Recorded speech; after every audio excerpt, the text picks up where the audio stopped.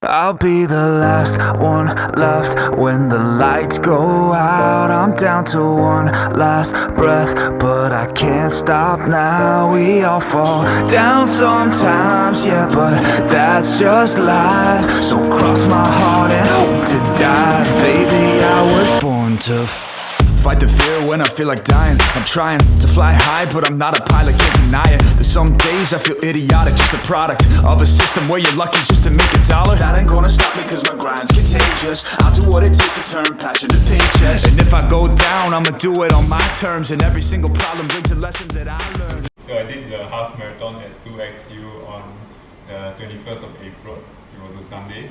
So basically we did a 21.1 kilometer. I thought it would be very easy, but it was much harder than I thought. I started out late because I was signed up for Pen B, which is the second wave, but I was late because the toilet queues were super long. I was started out with the 4th to 5th wave instead with my friend. It was a human traffic light wave. So it was very difficult to navigate the crowd through.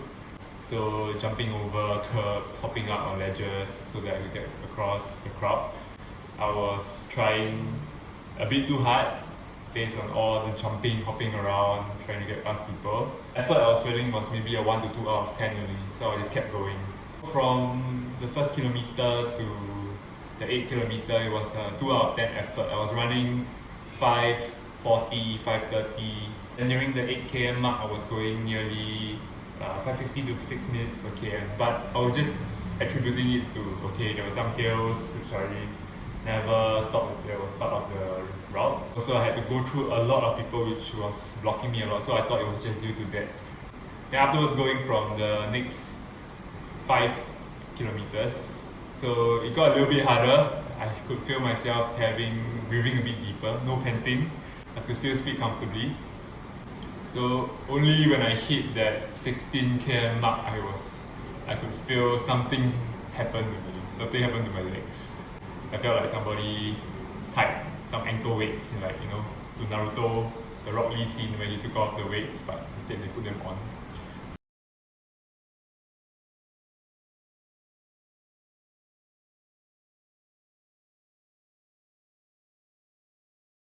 Yeah, 10 kg to both my legs, and then I couldn't really run anymore.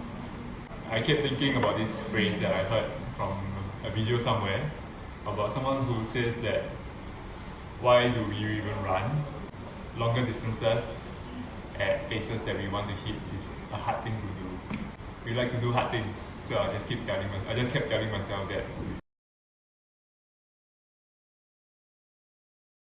At the 19 kilometer, I felt my left quad start to cramp, just a slight cramp. Very soon, my right quad started to cramp, and at the 20 km mark, there was this bridge, super uphill. Nearly everyone I saw was walking up it already. But I just thought that, okay, I don't want to walk. My first half marathon, I don't want to walk at all. So I just jogged my way up it, but it made the cramps in my legs so much worse. Another 10 kg on both legs. And then right after that, I felt my right hamstring start to cramp also.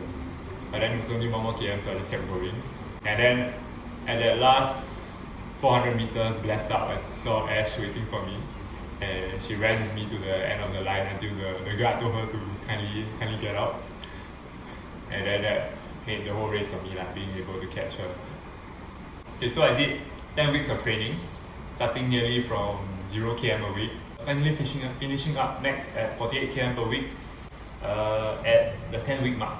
So afterwards was a taper where I did 40 km and 30 km before the race. So the first 4 weeks was just me trying to use whatever knowledge I had, anything I knew about running.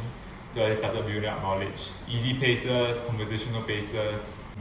So I ran every morning at 5 a.m. Then I went to work, which started at 8 a.m. So it was going very well then, but then I went to Vietnam for a holiday. Great holiday, I love Vietnam. I didn't really make time to run as much, except for, I think I ran around 20 kilometers around the whole area just for sightseeing. But then when I got back, I tried to make up for one of the long runs I missed with 18 km run before work. And then that was kind of the worst day of work I had in my life. Yeah, I felt I was going to faint the whole time.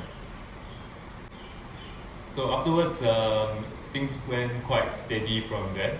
I slowly built up my mileage. Then 35, 40, 45, 48. Right before the start of the taper, I mean. Then I had a 14 km run with 3 km easy, 8 km low pace, and 3 km easy. So I did that. It was an 8 out of 10 effort. I was happy that I got it done, but it made me, I was doubting whether I could maintain that low pace effort for 13.1 more kilometers than what I actually did. The goal is to get my easy pace from 650 minute per km and a bit dilulu, but trying to bring it down to roughly 550 to 610 minute per km pace for easy. So each week I'm starting out at 45 kilometers for week 1, and I'll increase it by 5% for 12 weeks up until 80 kilometers, then we'll just keep it there. I think you and I both know what the greatest fear when running any long distances: stomach feeling. And let me know if anyone knows if the first row of toilets are meant for just to pee, and if the second row are just meant to poop.